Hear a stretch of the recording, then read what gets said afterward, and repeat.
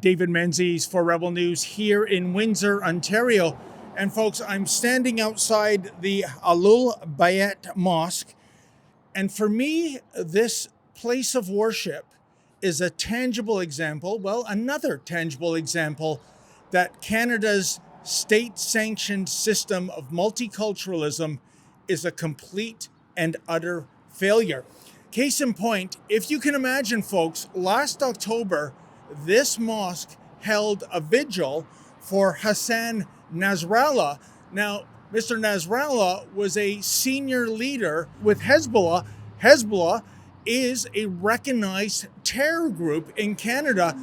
Now, Nasrallah met his demise at the hands of the Israeli Defense Forces when there was an air raid in Beirut. But again, this is a terrorist. This is someone who despises Western values. And the people coming to this mosque some 6 months ago were to honor this terrorist, not condemn him. In any event, the mosque's co-owner, that would be Hussein Dabaja, well, he said that the Nasrallah vigil, it was a gathering of the community to display their grief. Their grief, once again, Hezbollah is a recognized terror group in this country, and this is a person who literally has blood on his hands, but this was something to grieve? Incredible. Now, the mosque since then has been heavily criticized on social media, and earlier this month, and I think you can see some examples of it, it was burglarized and it was vandalized. Gee, I wonder if Trudeau's friend, Gerald Butts, has commented that this is understandable. Actually, what am I saying? Desecrating a place of worship is only understandable if that place of worship is for a specific faith. But I digress. Now, I wanted to reach out to Mr. Dabaja. First of all, I phoned the mosque. However, it looks like the phone number for the mosque has been disconnected. Here, check out this audio. Your call cannot be completed as dialed. Please check the number and try again, or call client care at *611 for assistance. So it is that we made a personal visit to the mosque. We've gone to a few of the doors on the building. We've knocked on the doors. Either no one is in the mosque or they are simply not answering the door. And it's too bad nobody's home, because I really wanted to speak to somebody connected with the mosque or an attendee of the mosque to make the case for a terrorist. Now, I'll go back to what I said in the preamble, folks. This is a tangible example of Canada's failed multicultural system.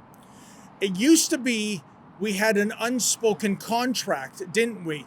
You could come from anywhere in the world.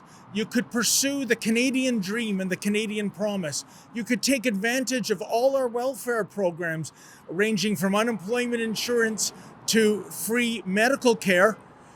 But the unspoken contract was this: you behave yourself. You don't break the law. You don't import age-old hatred into our great dominion. And yet, what have we seen these last 18 months? Not a weekend goes by in our great dominion where the pro-Hamas hooligans are not openly chanting for genocide and getting a free pass. Well, more so on cold days, the Toronto Police Service will deliver these people coffee and Timbits. Speaking of the Toronto Police Service, what about those two Islamist cops who, in a podcast, astonishingly said that the silver lining of October 7th, 2023 was that it has led to more conversions to the Islamic faith. Check it out. It's funny you say this because, through social media, a lot of people after October 7th started learning about Islam. They did, yeah. And they said, okay, what is it with the religion that why is it so hated? Yeah. You know what I mean? Why are they being attacked all the time? So people say, you know what, let me learn about Islam. And there have been a lot of reverts through this whole process. Isn't that incredible? And to think those two reprobates are still gun-carrying members of the Toronto Police Service? Shameful. And let us not forget, back in 2016, the Justin Trudeau Liberals, they cut a check for $10.5 million to Omar Khadr. That's our homegrown Al-Qaeda terrorist. He's the one that killed a U.S. serviceman and partially blinded another.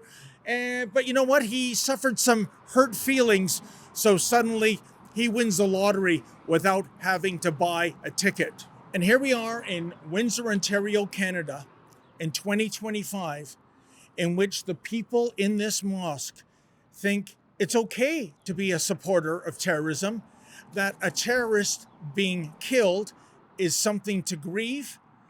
Again, this is a tangible example, folks, of the failure of state-sanctioned multiculturalism. Maybe once upon a time, this was something much like the 1971 Ford Pinto that looked good on paper, but in practice, it has turned out to be an unmitigated disaster. For Rebel News, I'm David the Menzoid Menzies. Hey folks, unlike the mainstream media, we do not receive a single nickel of Mark Carney's media slush fund, but the thing is, we need your help. Can you please go to rebelfieldreports.com, that's rebelfieldreports.com, and if you're able to, kindly make a donation so that Rebel News can continue to bring you the other side of the story.